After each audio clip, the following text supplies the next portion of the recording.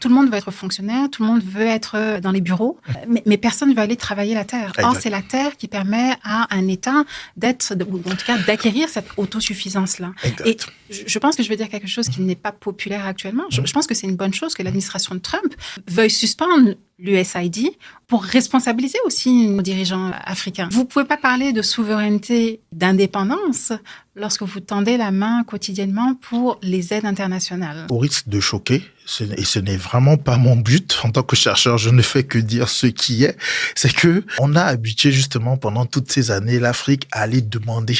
Je vais juste prendre l'exemple du blé, l'acquisition du blé en Ukraine, mais on ne le dit pas assez. C'est que en fait, pourquoi le blé en Ukraine? Parce que justement les Ukrainiens, en termes de sol, c'est des sols qui ont une très bonne fertilité et c'est des sols qui ont été cultivés pendant plusieurs années.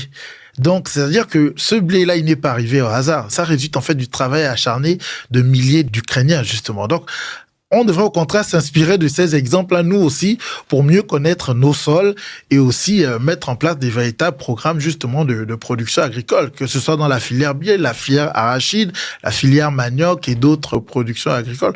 Oui, l'État est là sa part de responsabilité parce qu'effectivement, comme tu l'as si bien dit, on a toujours assimilé le métier d'agricole à quelqu'un qui avait comme raté sa vie, alors que non, justement, on le voit ici en Amérique du Nord, les producteurs agricoles gagnent très très bien leur vie, mieux.